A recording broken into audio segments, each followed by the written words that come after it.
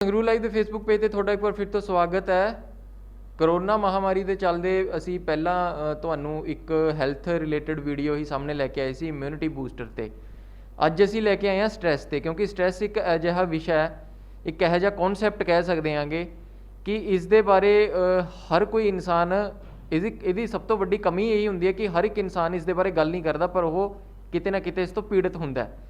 ਹੁਣ ਕਰੋਨਾ ਮਹਾਮਾਰੀ ਦੇ ਚੱਲਦੇ ਕਿਸ ਤਰੀਕੇ ਦਾ ਸਟ੍ਰੈਸ ਲੈਵਲ ਹੈਗਾ ਜਿਹੜਾ ਲੋਕਾਂ ਦੇ ਵਿੱਚ ਵਧਿਆ, ਕੀ ਇਸ ਦੇ ਆਪਾਂ ਕਹਿ ਲਈਏ ਮਾੜੇ ਪ੍ਰਭਾਵ ਨੇ, ਕਿਵੇਂ ਬਚਿਆ ਜਾ ਸਕਦਾ, ਹੋਮਿਓਪੈਥੀ ਕੀ ਕਹਿੰਦੀ ਹੈ, ਅਤੇ ਇਸ ਤੋਂ ਇਲਾਵਾ ਕੀ ਘਰ ਦੇ ਵਿੱਚ ਇਸ ਦਾ ਇਲਾਜ ਹੈ ਕਿ ਆਪਾਂ ਸੈਲਫ ਮੈਡੀਕੇਸ਼ਨ ਇਸ ਦੀ ਕਰ ਸਕਦੇ ਹਾਂ। ਸਾਰੀਆਂ ਗੱਲਾਂ 'ਚ ਅੱਜ ਆਪਾਂ ਗੱਲ ਕਰਾਂਗੇ। ਸੰਗਰੂਰ ਲਾਈਵ 'ਤੇ ਸਵਾਗਤ ਹੈ ਡਾਕਟਰ ਸਾਹਿਬ। ਪਹਿਲਾ ਸਵਾਲ ਇਹੀ ਪੁੱਛੂੰਗਾ ਤੁਹਾਨੂੰ ਵੀ ਇਹ ਸਟ੍ਰੈਸ ਹੈ ਕੀ, ਇਹ ਅੱਜ ਦੇ ਸਮੇਂ ਦੇ ਵਿੱਚ ਇੰਨਾ ਜਾਨਲੇਵਾ ਬਿਮਾਰੀ ਕਿਉਂ ਬਣ ਚੁੱਕੀ ਹੈ? ਐਕਚੁਅਲੀ ਨਾ ਜੀ ਲੋਕਾਂ ਨੇ ਸੋਚਣਾ ਹੀ ਬਾਹਲਾ ਸ਼ੁਰੂ ਕਰ ਦਿੱਤਾ। ਅੱਗੇ ਲੋਕ ਸ਼ਾਂਤ ਰਹਿੰਦੇ ਸੀ, ਕਿਸੇ ਗੱਲ ਨੂੰ ਨਾ ਹੀ ਉਹਨਾਂ ਕੋਲ ਇੰਨੀ ਇਨਫੋਰਮੇਸ਼ਨ ਵੀ ਨਹੀਂ ਆਉਂਦੀ ਸੀ। ਹੁਣ ਇਨਫੋਰਮੇਸ਼ਨ ਵੀ ਜ਼ਿਆਦਾ ਆਉਂਦੀ ਹੈ। ਕਦੇ ਕਿਸੇ ਨੇ ਕੁਛ ਲਿਖ ਕੇ ਭੇਜਤਾ ਕਰੋਨਾ ਬਾਰੇ, ਕਿਸੇ ਨੇ ਕੁਛ ਲਿਖ ਕੇ ਭੇਜਤਾ, ਬਹੁਤ ਕਾਊਂਟਰ ਕਰੀਦਾ। ਕੱਲ੍ਹ ਦੇ ਜਿਵੇਂ ਬਹੁਤ ਸਾਰੇ PCS ਅਫਸਰ, PPS IPS ਆ ਗਏ ਨੇ, ਤਾਂ ਬਹੁਤ ਕਾਊਂਟਰ ਕਰੀਦਾ ਕਿ ਇਹ ਇੱਕ ਨੰਬਰਜ਼ ਨੇ, ਜਸਟ ਇਹ ਸਿੰਪਟੋਮੈਟਿਕ ਨੇ, ਤੁਸੀਂ ਪਲੀਜ਼ ਡਰਾਓ ਨਾ ਇੱਕ ਦੂਜੇ ਨੂੰ। ਉਹ ਡਰਾਉਣ ਕਰਕੇ ਇੱਥੋਂ ਦਾ ਵੀ ਸਟ੍ਰੈਸ ਜੀ ਕਿ ਪਤਾ ਨਹੀਂ ਕੀ ਹੋ ਜਾਊਗਾ, ਸਾਨੂੰ ਕੀ ਹੋ ਜਾਊਗਾ, ਸਾਡੇ ਬੱਚਿਆਂ ਨੂੰ ਕੀ ਹੋ ਜਾਊਗਾ। ਬਹੁਤ ਸਾਰਿਆਂ ਦੇ ਬੱਚੇ ਜੋਸ਼ੀ ਸਾਹਿਬ ਗਏ ਹੋਏ ਨੇ ਕੈਨੇਡਾ, ਆਸਟ੍ਰੇਲੀਆ, ਅਮਰੀਕਾ, ਉਹਨਾਂ 'ਤੇ ਤਾਂ ਬਹੁਤ ਹੀ ਸਟ੍ਰੈਸ ਕਿ ਪਤਾ ਨਹੀਂ ਸਾਡੇ ਬੱਚਿਆਂ ਨੂੰ ਕੀ ਹੋ ਜਾਊਗਾ। ਮੈਂ ਬਹੁਤ ਜ਼ੋਰ ਨਾਲ ਸਮਝਾਉਂਦਾ ਕਿ ਤੁਸੀਂ ਇੱਥੇ ਜੇ ਸਟ੍ਰੈਸ ਲਾਓਗੇ ਕਿ ਉਹ ਬੱਚਿਆਂ 'ਤੇ ਕੋਈ ਗੁੱਡ ਇਫੈਕਟ ਪਏਗਾ ਤੁਹਾਡਾ। ਉਹੀ ਗੱਲ ਆ ਜਾਂਦੀ ਹੈ ਕਿ BK ਸ਼ਿਵਾਨੀ ਬ੍ਰਹਮ ਕੁਮਾਰੀ ਕਹਿੰਦੇ ਨੇ ਕਿ ਤੁਹਾਡਾ ਸਮਾਂ ਦੀ ਮਾੜਾ ਅਸਰ ਪਏਗਾ ਤੁਹਾਡੀ ਸਟ੍ਰੈਸ, ਤੁਹਾਡੀ ਚਿੰਤਾ ਕੀਤਾ। ਜੇ ਤੁਸੀਂ ਬਲੈਸਿੰਗ ਦਿਓਗੇ, ਦੁਆਵਾਂ ਦਿਓਗੇ, ਕਹੋਗੇ ਕਿ ਮੇਰੇ ਬੱਚੇ ਤਾਂ ਇੰਨੇ ਵਧੀਆ ਵਿਕਸਿਤ ਦੇਸ਼ਾਂ 'ਚ ਨੇ, ਉਹਨਾਂ ਨੂੰ ਤਾਂ ਉੱਥੇ ਕੋਈ ਪ੍ਰੋਬਲਮ ਹੀ ਨਹੀਂ ਆਊਗੀ, ਇੱਥੇ ਵੀ ਤੁਸੀਂ ਐਂ ਸੋਚੋ। ਪਰ ਸਾਡੇ ਲੋਕ ਤਾਂ ਲੇਡੀਜ਼ ਦਾ ਖਾਸ ਕਰਕੇ ਬਿਲਕੁਲ ਹੀ ਉਲਟ ਸੋਚਦੀਆਂ ਨੇ। ਜਿਹੜੀ ਚੀਜ਼ ਪਤਾ ਹੀ ਨਹੀਂ, ਸੁਪਨੇ 'ਚ ਵੀ ਨਹੀਂ ਸੋਚਿਆ ਹੁੰਦਾ ਕਿ ਆਹ ਹੋ ਜਾਊਗਾ, ਉਹ ਇੰਨੀ ਸਟ੍ਰੈਸ ਲੈ ਜਾਂਦੀਆਂ ਨੇ। ਫਿਰ ਸਾਡੇ ਕੋਲ ਆਉਂਦੀਆਂ ਨੇ, ਨੀਂਦ ਨਹੀਂ ਆਉਂਦੀ, ਬੇਚੈਨੀ ਹੁੰਦੀ ਹੈ, ਧੜਕਣ ਵੱਧ ਗਈ, ਕਈ ਵਾਰੀ ਪੈਨਿਕ ਅਟੈਕ ਕੇ ਰਾਤ ਨੂੰ ਜਿਹਨੂੰ ਚੱਕ ਕੇ ਸਾਨੂੰ ਲੈ ਕੇ ਜਾਣਾ ਪਿਆ ਹੌਸਪੀਟਲ। ਅਤੇ ਇਹ ਬਹੁਤ ਜ਼ਿਆਦਾ ਐਕਚੁਅਲੀ ਨਹੀਂ ਹੈ ਜਿੰਨਾ ਪੈਨਿਕ, ਜਿੰਨਾ ਡਰ, ਜਿੰਨੀ ਸਟ੍ਰੈਸ ਲੋਕ ਲਈ ਜਾਂਦੇ ਨੇ। ਅਤੇ ਬਿਲਕੁਲ ਇਹ ਸਟ੍ਰੈਸ ਹੈ ਕੀ, ਸ਼ੁਰੂ ਕਿਵੇਂ ਹੁੰਦਾ, ਅਲੱਗ-ਅਲੱਗ ਕੀ ਇਹਦੀਆਂ ਆਪਾਂ ਕਹੀਏ ਕਿ ਸਟੇਜਿਸ ਨੇ, ਕੀ ਇੱਕ ਧਾਰਾਵਾਂ ਹੁੰਦੀਆਂ ਨੇ, ਐਕਚੁਅਲ ਅੰਦਰ ਬੋਡੀ ਦੇ ਕੀ ਚੱਲ ਰਿਹਾ ਹੁੰਦਾ ਅਤੇ ਦਿਮਾਗ ਕੀ ਸੋਚ ਰਿਹਾ ਹੁੰਦਾ, ਬਾਹਰ ਕੀ ਰਿਐਕਸ਼ਨ ਕਰਦਾ ਇਨਸਾਨ, ਇਹ ਤਾਂ ਸਾਰਾ ਤੁਸੀਂ ਜਾਣਦੇ। ਹਾਂ ਨਹੀਂ, ਅੱਡੋ ਅੱਡੀ ਕੋਈ ਧਾਰਾਵਾਂ ਜਾਂ ਸਟੇਜ ਤਾਂ ਨਹੀਂ ਹੈ। ਸਟੇਜ ਤਾਂ ਇਹੀ ਹੈ ਕਿ ਪਹਿਲਾਂ ਥੋੜ੍ਹੀ ਸਟ੍ਰੈਸ ਲਈ, ਫਿਰ ਉਹਨੂੰ ਅੰਦਰ ਬਹੁਤ ਕਈ ਗੁਣਾ ਵਧਾ ਲਿਆ, ਫਿਰ ਉਹ ਬਹੁਤ ਜ਼ਿਆਦਾ ਕਿ ਨੀਂਦ ਆਉਣੋਂ ਹਟ ਗਈ, ਧੜਕਣ ਵੱਧ ਗਈ, ਗੇੜੇ ਕੱਢੀ ਜਾਣਾ, ਬੇਚੈਨੀ ਰਹਿਣੀ, ਪਰਿਵਾਰ ਵਾਲੇ ਸਾਨੂੰ ਦੱਸਦੇ ਨੇ। ਔਰ ਇਹ ਜਿਹੜਾ ਮਨ ਦਾ ਹੀ ਅਸਰ ਹੁੰਦਾ ਜੀ ਸਰੀਰ 'ਤੇ। ਜੇ ਤੁਹਾਡਾ ਮਨ ਸਟਰੋਂਗ ਹੈ, ਤੁਹਾਨੂੰ ਕੋਈ ਵੀ ਕੋਈ ਵੀ ਪ੍ਰੋਬਲਮ ਨਹੀਂ ਆ ਸਕਦੀ। ਪਰ ਮਨ ਸਟਰੋਂਗ ਕਰਨ ਦੇ ਲਈ ਲੋਕ ਜਾਂ ਤਾਂ ਚੰਗੀਆਂ ਗੱਲਾਂ ਸੁਣਨ, ਚੰਗਾ ਪੜ੍ਹਨ, ਚੰਗਾ ਸੁਣਨ, ਫੇਰ ਹੈਗਾ। ਪਰ ਉਹ ਲੋਕ ਤਾਂ ਮਾੜਾ ਹੀ ਸੁਣਦੇ ਨੇ ਅਤੇ ਉਹਦੇ 'ਚੋਂ ਮਾੜਾ ਐਨਾਲਾਈਜ਼ ਕਰ ਲੈਂਦੇ ਨੇ। ਜਿਹੜੀ ਚੀਜ਼ ਪਤਾ ਨਹੀਂ ਕਦੇ ਵਾਪਰਨੀ ਨਹੀਂ, ਉਹਨੂੰ ਆਪਣੇ ਅੰਦਰ ਇੰਨਾ ਕੁ ਵਧਾ ਲੈਂਦੇ ਨੇ। ਅਤੇ ਇਹਦਾ ਫਿਰ ਮੈਂ ਹੱਲ ਦੇਖਿਆ ਕਿ ਠੀਕ ਆ, ਬਹੁਤ ਸਾਰਿਆਂ ਨੂੰ ਸਮਝਾਈਦਾ ਵੀ ਹੈਗਾ। ਜਦੋਂ ਉਹ ਨਹੀਂ ਸਮਝਦੇ, ਫਿਰ ਹੋਮੋਪੈਥੀ ਦਵਾਈਆਂ ਸਾਡੀਆਂ ਬਹੁਤ ਵਧੀਆ ਨੇ, ਜਿਹੜੀਆਂ ਕਿੰਨੇ ਮੇਰੇ ਖਿਆਲ ਕੋਈ 100 ਕੇਸ ਹੋ ਗਿਆ ਹੋਊਗਾ ਜਿਹੜੇ ਮੇਰੇ ਕੋਲ ਆਏ ਨੇ, ਉਹਨਾਂ ਨੂੰ ਦਵਾਈ ਦਿੱਤੀ ਹੈ, ਉਹ ਅਗਲੇ ਦਿਨ ਹੀ ਆ ਕੇ ਦੱਸਦੇ ਨੇ, ਜਾਂ ਟੈਲੀਫੋਨ 'ਤੇ ਜਾਂ WhatsApp 'ਤੇ ਰਿਪੋਰਟ ਕਰਦੇ ਨੇ ਕਿ ਸਾਨੂੰ ਵਧੀਆ ਨੀਂਦ ਆ ਗਈ ਸੀ। ਜਿਹੜੀ ਸਾਡੀ ਇੱਕ ਤਾਂ ਆਰਸੈਨਿਕ ਦਵਾਈ ਅਸੀਂ ਵੰਡੀ ਹੈ, ਜਿਵੇਂ ਇਹਦਾ ਵੀ ਬਹੁਤ ਅਸਰ ਹੁੰਦਾ ਇਸ ਗੱਲ 'ਤੇ। ਇਹਦੇ 'ਚ ਬੰਦਾ ਇੰਨੀ ਕੁ ਵਧਾ ਚੜ੍ਹਾ ਕਰ ਲੈਂਦਾ, ਐਂਟੀਸਪੇਟ ਕਰ ਲੈਂਦਾ ਕਿ ਆਹ ਹੋ ਜਾਊਗਾ ਜਿਹੜਾ ਕਦੇ ਹੋਣਾ ਹੀ ਨਹੀਂ ਹੁੰਦਾ। ਇੱਕ ਰਸਟੌਕਸ ਮੈਡੀਸਨ ਹੈ, ਉਹਦਾ ਰੂਬਰਿਕ ਹੈ ਜੀ ਫੀਅਰ ਸੁਪਰਸਟੀਸ਼ੀਅਸ, ਕਿ ਬੇਲੋੜਾ ਜਿਹੜਾ ਕੋਈ ਲੌਜਿਕ ਨਹੀਂ, ਉਹ ਡਰ ਪੈਦਾ ਕਰਨ। ਸਾਰੇ ਹੀ ਬੇਲੋੜੇ ਡਰ ਹੁੰਦੇ ਨੇ। ਫਿਰ ਉਹਦੇ 'ਚ ਇੱਕ ਸਿਮਟਮ ਹੁੰਦਾ ਜੀ ਐਂਗਜ਼ਾਇਟੀ ਚਿਲਡਰਨ ਅਬਾਊਟ, ਔਰ ਸਾਰਿਆਂ ਨੂੰ ਚਿਲਡਰਨ ਦੀ, ਬੱਚਿਆਂ ਦੀ ਚਿੰਤਾ ਹੈ। ਔਰ ਉਹਦੇ ਕਰਕੇ ਮੈਕਸੀਮਮ ਦਵਾਈਆਂ ਸਾਡੀਆਂ ਇਹ ਜਿਹੜੀਆਂ ਹੋਮੋਪੈਥੀ ਦੇ ਵਿੱਚ ਕੰਮ ਕਰਦੀਆਂ ਨੇ, ਬਹੁਤ ਅੱਛੇ ਰਿਜ਼ਲਟ ਨੇ। ਜੇ ਕੋਈ ਬਹੁਤ ਹੀ ਜ਼ਿਆਦਾ ਹੀ ਸਟ੍ਰੈਸ ਹੈ, ਜ਼ਿਆਦਾ ਅਪਸੈਟ ਹੈ, ਅਸੀਂ ਕਹਿੰਦੇ ਜਮਾਂ ਬਿਲਕੁਲ ਸਾਡੇ ਜਿਹੜੇ ਬ੍ਰਦਰਜ਼ ਨੇ, ਸਾਈਕੈਟਰਿਸਟ ਨੇ, ਮਾਨਸਿਕ ਰੋਗ ਮਾਹਰ ਬੈਠੇ ਹੋਏ ਨੇ, ਤੇ ਤੁਸੀਂ ਉਹਨਾਂ ਕੋਲੇ ਚਲੇ ਜਾਓ, ਉਹ ਐਕਸਪਰਟ ਨੇ, ਜਾਂ ਹੋਮੋਪੈਥੀ ਦਾ ਸਹਾਰਾ ਲੈ ਲਓ। ਤੁਸੀਂ ਇੱਕ ਮਤਲਬ ਉਹਨੂੰ ਸਟ੍ਰੈਸ ਨੂੰ ਲੈ ਕੇ ਘਰੇ ਨਾ ਬੈਠੇ ਰਹੋ। ਬਿਲਕੁਲ।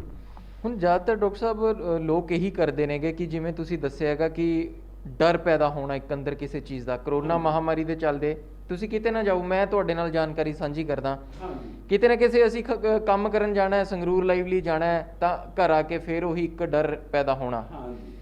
ਇਸ ਨੂੰ ਸੈਲਫ ਮੈਡੀਕੇਸ਼ਨ ਦੇ ਨਾਲ ਮੈਂ ਜੋੜਦਾ ਕਿ ਮੈਨੇ ਬੜੀ ਕੋਸ਼ਿਸ਼ਾਂ ਕੀਤੀਆਂ, ਆਪਣੇ ਆਪ ਨੂੰ ਕਾਉਂਸਲ ਕੀਤਾ ਜਾਂ ਗੱਲਾਂ ਬਾਤਾਂ ਕਰੀਆਂ, ਲੋਕਾਂ ਦੇ ਵਿੱਚ ਵਿਚਰਿਆ, ਤਾਂ ਕਿਤੇ ਨਾ ਕਿਤੇ ਉਹ ਡਰ ਦੂਰ ਹੋਇਆ। ਪਰ ਕੀ ਸਮਝਦੇ ਹੋਗੇ ਕਿ ਜਿਹੜਾ ਜੇ ਕਿਸੇ ਦੀ ਇਹ ਜ਼ਿਆਦਾ ਵੱਧ ਜਾਂਦੀ ਹੈ, ਤੇ ਹੁਣ ਅੱਗੇ ਪਿੱਛੇ ਦੇਖਿਆ ਸੀ ਸੁਸ਼ਾਂਤ ਰਾਜਪੂਤ, ਉਸਨੇ ਵੀ ਉਹ ਸਟ੍ਰੈਸ ਦੀ ਦਵਾਈਆਂ ਖਾ ਰਹੇ ਸੀ, ਕਿੱਥੇ ਕਮੀ ਰਹਿ ਜਾਂਦੀ ਹੈ ਅੱਜ ਦੇ ਸਮੇਂ 'ਚ, ਕਿੱਥੇ ਕਮੀ ਰਹਿ ਰਹੀ ਹੈ ਕਿ ਇਨਸਾਨ ਨੂੰ ਐਡੇ ਵੱਡੇ ਕਦਮ ਵੀ ਚੁੱਕਣੇ ਪੈ ਜਾਂਦੇ ਨੇ, ਤੇ ਕੀ ਇਸ ਦਾ ਇਲਾਜ ਅਗਲਾ ਕਹਿ ਦਿੰਦਾ ਨੀਂਦ ਦੀ ਦਵਾ ਸ਼ੁਰੂ ਹੋ ਗਈ। ਤੁਸੀਂ ਹੋਮਿਓਪੈਥੀ 'ਚ ਇਸ ਨੂੰ ਕਿਵੇਂ ਸਮਝਦੇ ਹੋ? ਤੁਹਾਡੇ ਕੋਲ ਕਿਵੇਂ ਮਰੀਜ਼ ਆਉਂਦੇ ਨੇ, ਕਿਵੇਂ ਟੈਕਲ ਕਰਦੇ ਹੋ? ਸਾਡੇ ਕੋਲ ਤਾਂ ਹਰ ਨਾ ਜੀ, ਇਹ ਜਿਹੜੀ ਜੇ ਮੈਂ ਤੁਹਾਨੂੰ ਦਿਖਾਵਾਂ ਕਿ ਜਿਹੜੀ ਇਹ ਕਿਤਾਬ ਹੈ ਏਡੀ ਵੱਡੀ, ਇਹ ਸਾਰੇ ਮਨ ਦੇ ਲੱਛਣਾਂ ਨਾਲ ਭਰੀ ਹੋਈ ਆ। ਬਰੀਕ ਤੋਂ ਬਰੀਕ ਜਿਹੜਾ ਵੀ ਸ਼ਬਦ ਸਾਡੇ ਕੋਲੇ ਮਰੀਜ਼ ਬੋਲਦਾ ਹੈ, ਉਸੇ ਨੂੰ ਅਸੀਂ ਇਸ ਲੈਂਗੁਏਜ 'ਚ ਕਨਵਰਟ ਕਰ ਲੈਂਦੇ ਹਾਂ ਤੇ ਉਹ ਠੀਕ ਹੋ ਜਾਂਦਾ ਹੈ। ਸੁਸਾਈਡ ਵਾਲੀ ਜਿਹੜੀ ਜੇ ਸਾਡੇ ਕੋਲੇ ਆ ਕੇ ਕੋਈ ਦੱਸ ਦੇ ਕਿ ਸਾਡੇ ਕੋਲੇ ਸੁਸਾਈਡ ਦੇ ਵਿਚਾਰ ਆ ਰਹੇ ਨੇ, ਤਾਂ ਸੁਸਾਈਡ ਦੇ ਘੱਟੋ ਘੱਟ ਮੇਰੇ ਖਿਆਲ 7-8 ਪੇਜ ਨੇ ਕਿ ਸੁਸਾਈਡ ਕਿਉਂ ਕਰਨਾ ਚਾਹੁੰਦਾ ਹੈ, ਸੁਸਾਈਡ ਕਿਸ ਢੰਗ ਨਾਲ ਕਰਨਾ ਚਾਹੁੰਦਾ ਹੈ, ਮੇਨ ਹੁੰਦਾ ਕਿ ਉਹਦਾ ਕਾਰਨ ਕੀ ਹੈ। ਤੇ ਉਹਦੇ ਤੇ ਈਵਨ ਇੱਕ ਔਰੋਮੈਟ ਮੈਡੀਸਨ ਹੈ ਜਿਹਨੂੰ ਸੋਚ ਕੇ ਉਸ ਬੰਦੇ ਨੂੰ ਬਹੁਤ ਖੁਸ਼ੀ ਮਿਲਦੀ ਹੈ ਔਰ ਉਹ ਸੁਸਾਈਡ ਕਰ ਹੀ ਜਾਂਦਾ। ਜੇ ਬਾਈ ਦੀ ਵੇ ਸਾਡੇ ਕੋਲੇ ਆ ਜੇ ਤਾਂ ਉਹ ਬਚ ਸਕਦਾ। ਇਵੇਂ ਜਿਵੇਂ ਇਹਨਾਂ ਦਿਨਾਂ 'ਚ ਪਤਾ ਨਹੀਂ ਕਿਉਂ ਮੇਰੇ ਕੋਲੇ ਮੈਂ ਦੇਖਿਆ ਜੀ ਸ਼ੱਕ ਵਾਲੇ ਕੇਸ ਬੜੇ ਆਏ ਨੇ, ਹਸਬੈਂਡ ਨੂੰ ਵਾਈਫ 'ਤੇ ਸ਼ੱਕ, ਵਾਈਫ ਨੂੰ ਹਸਬੈਂਡ 'ਤੇ ਸ਼ੱਕ, ਇਹੀ ਕਰੋਨਾ ਦਾ ਹੀ ਸਟਰੈਸ ਦੇ ਕੋਈ ਅਸਰ ਕਿ ਜੀ ਉਹ ਤਾਂ ਕਰੈਕਟਰਲੈਸ ਹੈ। ਇੰਨੇ ਕੁ ਵੰਡਰਫੁਲ ਨਤੀਜੇ ਮਿਲਦੇ ਨੇ ਸਾਡੇ ਮੈਡੀਸਨ ਦੇ ਨਾਲ ਹਫ਼ਤੇ ਦੇ ਵਿੱਚ ਹੀ। ਉਹਦੇ 'ਚ ਸਿੰਪਟਮ ਨੇ ਕਿ delusion, wife is ਫੇਥਲੈਸ, husband is ਫੇਥਲੈਸ, ਕਿ ਉਹ ਮਤਲਬ ਮੇਰੇ ਨਾਲ ਧੋਖਾ ਕਰ ਜੂਗਾ, ਫੀਅਰ ਬੀਟਰੇਡ ਆਫ ਬੀਇੰਗ।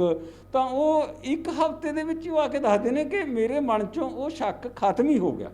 ਤਾਂ ਹੋਮੋਪੈਥੀ ਦਾ ਤਾਂ ਬਹੁਤ ਵੱਡਾ ਰੋਲ ਹੈ। ਮੈਂ ਦੱਸਦਾ ਹੁੰਦਾ ਕਿ ਡਾਕਟਰ ਇੱਕ GS ਹੇਅਰ ਹੋਏ ਨੇ ਗੰਗਾ ਨਗਰ, ਜਿਨ੍ਹਾਂ ਨਾਲ ਮੇਰਾ ਸਟੂਡੈਂਟ ਲਾਈਫ ਤੋਂ ਬਾਅਦ ਸੀਗਾ, ਕਿਉਂਕਿ ਉਹ ਬਹੁਤ ਲਵ ਕਰਦੇ ਸੀ ਹੋਮੋਪੈਥੀ ਨੂੰ। ਮੈਂ ਸਟੂਡੈਂਟ ਸੀ, ਉਹ ਅਸੀਂ ਉਹਨਾਂ ਕੋਲ ਜਾਂਦੇ, ਉਹ ਆਪਦੇ ਜਿੰਨੇ ਵੀ ਕੇਸ ਹੁੰਦੇ ਸੀ, ਜਦੋਂ ਉਹਨਾਂ ਦੀ ਬਹੁਤ ਵਾਇਲੈਂਸ ਘਟ ਜਾਂਦੀ ਨਾ ਜੀ, ਮਾਨਸਿਕ ਰੋਗਾਂ ਦੇ ਮਾਹਰ ਸੀ, ਗੰਗਾ ਨਗਰ ਸਾਈਕਾਟਰਿਸਟ ਦੇ ਪ੍ਰੈਜ਼ੀਡੈਂਟ ਵੀ ਰਹੇ ਕਿਸੇ ਸਮੇਂ, ਤਾਂ ਫਿਰ ਉਹ ਹੋਮੋਪੈਥੀ 'ਤੇ ਪਾ ਲੈਂਦੇ ਸੀ।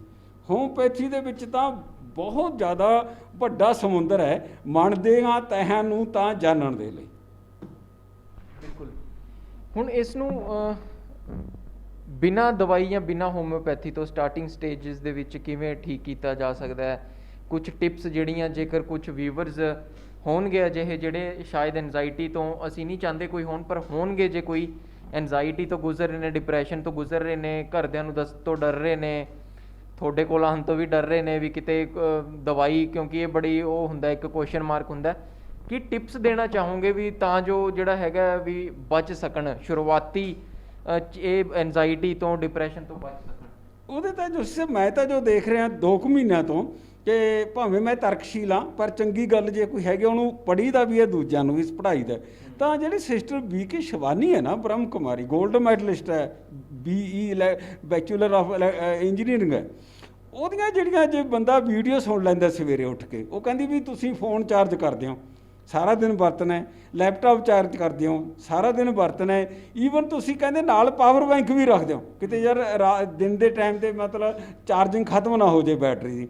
ਪਰ ਉਹ ਕਹਿੰਦੀ ਵੀ ਸਵੇਰੇ ਸਵੇਰੇ ਤੁਸੀਂ ਬੈਟਰੀ ਨੂੰ, ਆਪਦੀ ਨੂੰ, ਮਨ ਨੂੰ ਚਾਰਜ ਨਹੀਂ ਕਰਦੇ।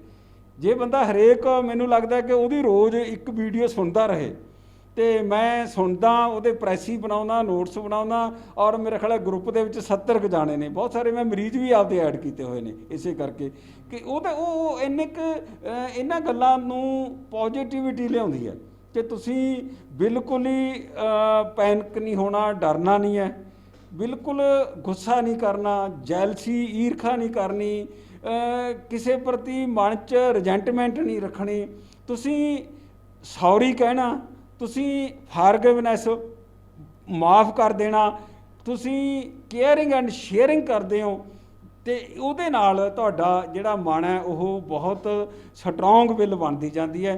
ਤੇ ਉਹ ਮੈਨੂੰ ਤਾਂ ਇਹ ਸੁਜੈਸਟ ਕਰਾਂਗਾ ਕਿ ਮੈਂ ਹੋਰ ਵੀ ਕਿਸੇ ਨੂੰ ਹੋ ਸਕਦਾ ਕਿਸੇ ਨੂੰ ਪਤਾ ਹੋਵੇ ਤਾਂ ਮੈਂ ਜਿਹੜਾ ਕਿ ਉਹਨੂੰ ਡੇਲੀ ਸੁਣ ਰਿਹਾ ਤਾਂ ਮੇਰੇ ਨਾਲ ਹਰ ਇੱਕ ਸਹਿਮਤ ਹੋਇਆ ਕਿ ਉਹਨੂੰ ਸੁਣ ਕੇ ਮੈਂ ਨਾਲ ਨੋਟਸ ਤਿਆਰ ਕਰਕੇ ਫਿਰ ਮੈਂ ਉਹਦੀ ਆਡੀਓ ਬੋਲ ਕੇ ਪਾ ਦਿੰਦਾ, ਜਿਹੜੀ ਉਹਨਾਂ ਦੀ 1 ਘੰਟੇ ਦੀ ਹੁੰਦੀ ਹੈ ਮੈਂ 5 ਮਿੰਟ ਦੀ ਪਾ ਦਿੰਦਾ। ਬਿਲਕੁਲ ਬਿਲਕੁਲ। ਜਾਂਦੇ ਜਾਂਦੇ ਇੱਕ ਸਵਾਲ ਜਿਹੜਾ ਜਿਹੜਾ ਮੈਂ ਪਹਿਲਾਂ ਕਰਨਾ ਸੀ ਪਰ ਹੁਣ ਇੱਕੋਦਮ ਯਾਦ ਆਏਗਾ, ਸਟ੍ਰੈਸ ਦਾ ਪਤਾ ਕਿਵੇਂ ਲੱਗਦਾ? ਕਿਉਂਕਿ ਬਹੁਤ ਚੀਜ਼ਾਂ ਹੁੰਦੀਆਂ ਨੇ ਕਿ ਸਟੇਜਸ, ਆਖਰੀ ਸਟੇਜਾਂ 'ਚ ਬੰਦਾ ਚਲਾ ਜਾਂਦਾ ਵੀ ਸਟ੍ਰੈਸ ਹੋਣਾ ਸ਼ੁਰੂ। ਕੁਝ ਸਿੰਪਟਮਸ ਤੁਸੀਂ ਦੱਸ ਸਕੋ ਦਰਸ਼ਕਾਂ ਨੂੰ, ਤਾਂ ਕਿ ਜੇ ਉਹਨਾਂ ਨੂੰ ਇਹ ਚੀਜ਼ ਹੈਗੀ ਹੈ ਕਿ ਯਾਰ ਮੈਨੂੰ ਸਟ੍ਰੈਸ ਨਹੀਂ ਹੈਗਾ ਪਰ ਮੈਨੂੰ ਕਿਸੇ ਚੀਜ਼ ਦੀ ਟੈਨਸ਼ਨ ਰਹਿੰਦੀ ਹੈ, ਕੁਝ ਇਹੋ ਜਿਹੇ ਸਟਾਰਟਿੰਗ ਸਿੰਪਟਮ ਜਿਨ੍ਹਾਂ 'ਚ ਲੋਕਾਂ ਨੂੰ ਵੀ ਪਤਾ ਲੱਗ ਸਕੇ ਕਿ ਸਟ੍ਰੈਸ ਹੈ ਤੇ ਕੱਲ੍ਹ ਨੂੰ ਕੋਈ ਪਰੇਸ਼ਾਨੀ ਨਾ ਆ ਸਕੇ, ਡਾਕਟਰ ਨੂੰ ਕੰਸਲਟ ਕਰਨ ਜਾਂ ਖੁਦ ਸੈਲਫ ਮੈਡੀਕੇਸ਼ਨ ਦੀ ਕੋਸ਼ਿਸ਼ ਕਰਨ, ਤਾਂ ਕੀ ਉਹ ਸਿੰਪਟਮ? ਸੈਲਫ ਮੈਡੀਕੇਸ਼ਨ ਤਾਂ ਨਹੀਂ ਕਰਨੀ ਚਾਹੀਦੀ, ਨਾ ਹੋਮੋਪੈਥੀ, ਨਾ ਐਲੋਪੈਥੀ, ਨਾ ਆਯੁਰਵੈਦਿਕ, ਕੋਈ ਵੀ। ਕਿਸੇ ਨੂੰ ਵੀ ਮਾਹਰ ਕੋਲੇ ਜਾਣਾ ਚਾਹੀਦਾ ਸਾਨੂੰ। ਜਿਹੜੀ ਮਤਲਬ ਵੀ ਸੈਲਫ ਮੈਡੀਕੇਸ਼ਨ ਤੋਂ ਮਤਲਬ ਕਾਉਂਸਲਿੰਗ, ਖੁਦ ਦੀ ਕਾਉਂਸਲਿੰਗ ਲਈ ਇਹੀ ਮੈਂ ਕਹਿੰਦਾ ਕਿ ਪਹਿਲਾਂ ਉਹ ਬੰਦੇ ਨੂੰ ਸ਼ੁਰੂ ਦੀ ਸਟੇਜ ਹੈ ਕਿ ਨੀਂਦ ਨਾ ਆਉਣੀ, ਦਿਲ ਦੀ ਧੜਕਣ ਵੱਧ ਜਾਣੀ, ਚਿੰਤਾ 'ਚ ਰਹਿਣਾ, ਬੇਲੋੜੀ ਚਿੰਤਾ 'ਚ ਰਹਿਣਾ, ਘਬਰਾਹਟ ਹੋਣੀ, ਉਹ ਗੱਲਾਂ ਤੋਂ ਉਹਨੂੰ ਲੱਗਣਾ ਚਾਹੀਦਾ, ਸਮਝਣਾ ਚਾਹੀਦਾ ਕਿ ਮੈਨੂੰ ਕਿਸੇ ਐਕਸਪਰਟ ਦੀ ਸਲਾਹ ਲੈਣੀ ਚਾਹੀਦੀ ਹੈ। ਉਹ ਤੋਂ ਬਾਅਦ ਫਿਰ ਉਹ ਬਿਲਕੁਲ ਹੀ ਪੈਨਿਕ ਹੋਣ ਲੱਗ ਜਾਂਦਾ ਕਿ ਮੈਂ ਤਾਂ ਮਰਿਆ ਹੁਣੇ ਤੇ ਹੁਣੇ ਮੈਨੂੰ ਹਸਪੀਟਲ ਲੈ ਕੇ ਜਾਓ। ਉਹ ਤੋਂ ਬਾਅਦ ਜੇ ਵੱਧਦਾ ਫਿਰ ਉਹ ਮੈਨਿਕ ਸਟੇਜ ਦੇ ਵਿੱਚ ਜਾਂ ਸੀਜ਼ੋਫਰੇਨੀਆ 'ਚ ਵੀ ਜਾ ਸਕਦਾ ਹੈ ਮਤਲਬ। ਤੇ ਸ਼ੁਰੂ ਦੇ ਵਿੱਚ ਇਹੀ ਹੈ ਕਿ ਉਹ ਜ਼ਿਆਦਾ ਸਟਰੈਸ ਦੇ ਨਾਲ ਉਹਨੂੰ ਘਬਰਾਹਟ, ਨੀਂਦ ਨਾ ਆਉਣੀ, ਚੱਕਰ ਕੱਢੀ ਜਾਣਾ, ਬੱਚਿਆਂ ਬਾਰੇ ਬੇਲੋੜੀ ਚਿੰਤਾ ਕਰੀ ਜਾਣੀ। ਤੇ ਉੱਦਾਂ ਜੇ ਆਪਾਂ ਗੱਲ ਕਰੀਏ ਜਾਂ ਅਗਲੀ ਵਾਰ ਕਰਾਂਗੇ ਕਿ ਜਿਹੜੀਆਂ ਇਹ ਹੈ ਨਾ ਜੀ ਜਿੰਨੇ ਵੀ ਮਾਨਸਿਕ ਰੋਗ, ਇਹਨਾਂ ਦੀ ਸਮਝ ਨਾ ਹੋਣ ਕਰਕੇ ਹੀ ਲੋਕ ਬਾਬਿਆਂ ਕੋਲੇ ਜਾਂਦੇ ਨੇ, ਧਾਗੇ ਤਵੀਤਾਂ ਵਾਲੇ ਕੋਲੇ ਜਾਂਦੇ ਨੇ। ਜਿੰਨੇ ਵੀ ਸਾਡੇ ਕੋਲੇ ਤਰਕਸ਼ੀਲਾਂ ਕੋਲੇ ਕੇਸ ਆਉਂਦੇ ਨੇ ਬੇਸਿਕਲੀ ਉਹ ਮਾਨਸਿਕ ਰੋਗ ਹੁੰਦੇ ਨੇ।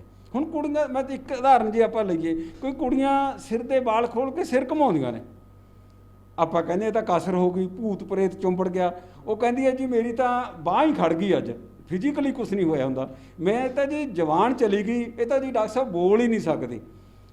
ਉਹ ਫਿਜ਼ੀਕਲੀ ਕੁਛ ਨਹੀਂ ਹੁੰਦਾ, ਉਹਨੂੰ ਸਿਰਫ ਉਹਨੂੰ ਲੱਗਦਾ ਕਿ ਮੈਂ ਬੋਲ ਨਹੀਂ ਸਕਦੀ। ਮੇਰੇ 'ਚ ਤਾਂ ਜੀ ਮੇਰੀ ਇਹ ਨਹੀਂ ਬੋਲਦੀ, ਮੇਰੇ 'ਚ ਮਰੀ ਹੋਈ ਚਾਚੀ, ਤਾਈ, ਭੂਆ ਬੋਲ ਰਹੀ ਹੈ। ਜਦ ਕਿ ਜੇ ਮੈਂ ਬੋਲ ਰਿਹਾ, ਅਸੀਂ ਚੈਲੰਜ ਕਰਦੇ ਹਾਂ ਕਿ ਮੈਂ ਹੀ ਬੋਲ ਰਿਹਾ, ਤੁਸੀਂ ਇੰਟਰਵਿਊ ਕਰ ਰਹੇ ਹੋ, ਤੁਸੀਂ ਬੋਲ ਰਹੇ ਹੋ। ਉਹਨੂੰ ਇਹ ਹੋ ਜਾਂਦਾ ਕਿ ਮੇਰੇ 'ਚ ਤਾਂ ਲੋਕ ਵੀ ਜਲਦੀ ਮੰਨ ਲੈਂਦੇ ਘਰ ਵਾਲੇ ਕਿ ਇਹਦੇ 'ਚ ਮਰੀ ਚਾਚੀ, ਤਾਈ, ਭੂਆ ਬੋਲਦੀ ਹੈ। ਉਹ ਸਾਰੀ ਹਿਸਟੀਰੀਆ ਰੋਗ ਹੈ ਜੀ। ਹਿਸਟੀਰੀਏ ਦੇ ਵਿੱਚ ਇਹ ਸਿਰ ਘੁਮਾਉਣਾ, ਬਹੁਤ ਅੱਧੋ ਘੰਟਾ ਸਿਰ ਘੁਮਾ ਸਕਦੀਆਂ ਨੇ ਕੁੜੀਆਂ, ਇੰਨਾ ਜ਼ੋਰ ਆ ਜਾਂਦਾ। ਜਾਂ ਉਹਦੇ ਵਿੱਚ ਕਿ ਮੇਰੀ ਲੱਤ ਖੜ ਗਈ, ਮੇਰੀ ਬਾਂਹ ਖੜ ਗਈ, ਮੇਰੀ ਜਵਾਨ ਚਲੀ ਗਈ, ਮੈਨੂੰ ਮਰੀ ਹੋਈ ਜਿਹੜੀ ਹੈਗੀ ਹੈ ਚਾਚੀ, ਤਾਈ, ਭੂਆ ਦਿਖਦੀ ਹੈ। ਉਹ ਤਰਕਸ਼ੀਲ ਸਾਡੇ ਲੰਬੇ ਸਮੇਂ ਤੋਂ ਹਜ਼ਾਰਾਂ ਕੇਸ ਹੀ ਕਰ ਚੁੱਕੇ ਨੇ। ਔਰ ਹੋਮਪੈਥੀ ਦੇ ਵੀ ਸਿੰਪਟਮ ਹੈਗੇ ਨੇ, ਹੋਮਪੈਥੀ ਦਵਾਈਆਂ ਵੀ ਉਹਨਾਂ ਗੱਲਾਂ ਨੂੰ ਕਵਰ ਕਰਦੀਆਂ। ਹਿਸਟੀਰੀਆ ਹੁੰਦਾ। ਬਿਲਕੁਲ ਬਿਲਕੁਲ। ਸੋ ਕਿਤੇ ਨਾ ਕਿਤੇ ਸਟ੍ਰੈਸ ਦਾ ਜਿਹੜਾ ਹੈਗਾ ਵਿਸ਼ਾ ਬਹੁਤ ਲੰਬਾ ਵਿਸ਼ਾ ਹੈ, ਅਲੱਗ-ਅਲੱਗ ਵਿਸ਼ਿਆਂ 'ਤੇ ਚਰਚਾ ਸਟ੍ਰੈਸ 'ਤੇ ਕਰਾਂਗੇ ਵੀ ਅੱਗੇ ਅਸੀਂ। ਪਰ ਕਿਤੇ ਨਾ ਕਿਤੇ ਸਭ ਤੋਂ ਵੱਡੀ ਗੱਲ ਇਹੀ ਹੈ ਕਿ ਜੇਕਰ ਤੁਹਾਡੇ ਅੰਦਰ ਇਹੋ ਜਿਹੇ ਕਿਤੇ ਸਿੰਪਟਮਸ ਆਉਂਦੇ ਨੇ, ਤੁਸੀਂ ਪਰੇਸ਼ਾਨ ਹੋ, ਨੀਂਦ ਨਹੀਂ ਆ ਰਹੀ ਜਾਂ ਫਿਰ ਇਕੱਲਾਪਣ ਮਹਿਸੂਸ ਕਰ ਰਹੇ ਹੋ, ਤਾਂ ਤੁਸੀਂ ਸੋਚੋ ਕਿ ਤੁਸੀਂ ਕਿਤੇ ਨਾ ਕਿਤੇ ਸਟ੍ਰੈਸ 'ਚੋਂ ਗੁਜ਼ਰ ਰਹੇ ਹੋ। ਹੁਣ ਗੱਲ ਇਹ ਨਹੀਂ ਹੈ ਕਿ ਸਟ੍ਰੈਸ ਤੋਂ ਗੁਜ਼ਰ ਰਹੇ ਹੋ ਤਾਂ ਬਹੁਤ ਹੀ ਜ਼ਿਆਦਾ ਪਰੇਸ਼ਾਨੀ ਹੈ, ਇਹਦੀਆਂ ਵੀ ਸਟੇਜਸ ਨੇ। ਜਿੰਨਾ ਚਿਰ ਤੁਸੀਂ ਇਸ ਦਾ ਇਲਾਜ ਨਹੀਂ ਕਰੋਗੇ, ਸੈਲਫ ਕਾਉਂਸਲਿੰਗ ਨਹੀਂ ਕਰੋਗੇ ਜਾਂ ਫਿਰ ਆਪਣੀ ਪੋਜ਼ਿਟਿਵਿਟੀ ਨੂੰ ਨਹੀਂ ਵਧਾਓਗੇ, ਉਹਨਾਂ ਚਿਰ ਇਹ ਤੁਹਾਡੇ ਲਈ ਖਤਰਨਾਕ ਬਣੇਗੀ। ਤੇ ਹੋਮਿਓਪੈਥੀ ਦੇ ਵਿੱਚ ਵੀ ਇਸ ਦਾ ਇਲਾਜ ਹੈ ਤੇ ਸਾਈਕੈਟ੍ਰਿਸਟ ਲੈਵਲ ਤੇ ਵੀ ਤੁਸੀਂ ਕੰਸਲਟ ਕਰ ਸਕਦੇ ਹੋਗੇ ਜੇਕਰ ਤੁਹਾਡੇ ਆਲੇ ਦੁਆਲੇ ਕੋਈ ਹੋਮਿਓਪੈਥੀ ਡਾਕਟਰ ਵੀ ਨਹੀਂ ਹੈ। ਇਹ ਤੁਹਾਡੇ ਤੇ ਹੈ ਕਿ ਤੁਸੀਂ ਕਿਸ ਨੂੰ ਚੂਜ਼ ਕਰਨਾ ਹੈ। ਪਰ ਗੱਲ ਮੈਂ ਕਹਿਣਾ ਚਾਹਾਂਗਾ ਜੀ, ਇੱਕ ਵਾਰੀ ਅਸੀਂ ਸੈਮੀਨਾਰ ਕਰਾਇਆ, ਉਹ ਸਾਈਕੈਟ੍ਰਿਸਟ ਨੇ ਦੱਸਿਆ, ਸੰਦੀਪ ਕੁਮਾਰ ਬਰਨਾਲੇ ਵਾਲੇ ਨੇ, ਕਿ ਪ੍ਰੋਬਲਮ ਸਾਡੀ ਤੇ ਜਨਤਾ 'ਚ ਇਹ ਹੈ ਕਿ ਸਾਨੂੰ ਪਾਗਲਾਂ ਦੇ ਡਾਕਟਰ ਕਹਿੰਦੇ ਨੇ ਤੇ ਪਾਗਲ ਹੋਇਆਂ ਨੂੰ ਸਾਡੇ ਕੋਲੇ ਲੈ ਕੇ ਆਉਂਦੇ ਨੇ। ਐਕਚੁਅਲੀ ਮਾਨਸਿਕ ਰੋਗਾਂ ਦੇ ਮਾਹਰਾਂ ਅਸੀਂ, ਮਾਨਸਿਕ ਲੱਛਣ ਬਹੁਤ ਤਰ੍ਹਾਂ ਦੇ ਨੇ ਮਨ ਦੇ ਵਿਗਾੜ, ਉਹ ਲੋਕ ਹਾਲ ਤਾਈਂ ਵੀ ਨਹੀਂ ਸਮਝ ਕੇ ਮਾਨਸਿਕ ਮਾਹਰਾਂ ਕੋਲੇ ਲੈ ਕੇ ਜਾਂਦੇ। ਉਹਨਾਂ ਨੂੰ ਜਦੋਂ ਇੱਟਾਂ ਰੋੜੇ ਮਾਰਨ ਲੱਗ ਜਾਂਦਾ, ਭੰਨ ਤੋੜ ਕਰਦਾ, ਉਦੋਂ ਹੀ ਲੈ ਕੇ ਜਾਂਦੇ ਨੇ। ਉਦੋਂ ਪਹਿਲਾਂ ਜਿੰਨੇ ਵੀ ਘਰਾਂ 'ਚ ਲੜਾਈ ਝਗੜੇ, ਜਿਹੜਾ ਨਾਰਮਲ ਤਾਂ ਬੰਦਾ ਅਬਨੋਰਮਲ ਬਿਹੇਵ ਕਰ ਰਿਹਾ, ਇਹਦਾ ਮਤਲਬ ਉਹ ਮਾਨਸਿਕ ਰੋਗੀ ਹੋ ਗਿਆ। ਬਿਲਕੁਲ ਬਿਲਕੁਲ, ਇਹ ਗੱਲ ਬਿਲਕੁਲ ਸੱਚੀ ਹੈ ਕਿ ਆਪਾਂ ਇਹੀ ਕਹਿੰਦੇ ਕਿ ਇਹ ਪਾਗਲਾਂ ਡਾਕਟਰ ਹੈ, ਪਰ ਸਾਈਕੈਟ੍ਰਿਸਟ ਲੈਵਲ 'ਤੇ ਇਹ ਗੱਲ ਸੱਚੀ ਹੈ ਕਿ ਜੇਕਰ ਤੁਸੀਂ ਸਟ੍ਰੈਸ ਤੋਂ ਗੁਜ਼ਰ ਰਹੇ ਹੋ ਤਾਂ ਉਹ ਸਿਰਫ ਇਹ ਨਹੀਂ ਹੈ ਕਿ ਉਹ ਪਾਗਲਾਂ ਦਾ, ਜੇਕਰ ਤੁਸੀਂ ਘਰਾਂ ਦੇ ਵਿੱਚ ਆਪਣੀ ਸਟੇजेस ਨੂੰ ਵਧਾ ਕੇ ਕਿਸੇ ਡਾਕਟਰ ਕੋਲ ਜਾਵੋਗੇ ਤਾਂ ਡਾਕਟਰ ਲਈ ਵੀ ਇੱਕ ਬਹੁਤ ਵੱਡਾ ਟਾਸਕ ਹੁੰਦਾ ਤੁਹਾਨੂੰ ਠੀਕ ਕਰਨਾ, ਤੇ ਤੁਹਾਡੇ ਲਈ ਵੀ ਇੱਕ ਬੜੀ ਵੱਡੀ ਪਰੇਸ਼ਾਨੀ ਤੇ ਇੱਕ ਬੜਾ ਲੰਬਾ ਸਮਾਂ ਪੈ ਜਾਂਦਾ ਠੀਕ ਹੋਣ ਤੇ। ਤਾਂ ਕਿਤੇ ਨਾ ਕਿਤੇ ਇੱਕ ਅਜਿਹਾ ਵਿਸ਼ਾ ਹੈ ਜਿਹੜੇ ਵਿਸ਼ੇ ਦੇ ਬਾਰੇ ਚਰਚਾ ਕਰਨੀ, ਗੱਲ ਕਰਨੀ ਬਣਦੀ ਸੀ ਤੇ ਅਸੀਂ ਕੀਤੀ ਹੈ। ਅਗਲੇ ਜਿਹੜੇ ਹੈਗੀ ਹੈ ਲੜੀ ਦੇ ਵਿੱਚ ਫਿਰ ਇਸੇ ਸੰਬੰਧਿਤ ਜਾਣਕਾਰੀਆਂ ਤੁਹਾਡੇ ਨਾਲ ਸਾਂਝੀਆਂ ਕਰਦੇ ਰਹਾਂਗੇ। ਉਦੋਂ ਤੱਕ ਲਈ ਵੀਡੀਓ ਚੰਗੀ ਲੱਗੀ ਤੇ ਇਸ ਨੂੰ ਸਾਂਝਾ ਜ਼ਰੂਰ ਕਰ ਦਿਓ, ਆਪਣੀ ਰਾਏ ਦੇਣ ਲਈ ਕਮੈਂਟ ਕਰ ਦਿਓ। ਬਹੁਤ ਬਹੁਤ ਧੰਨਵਾਦ।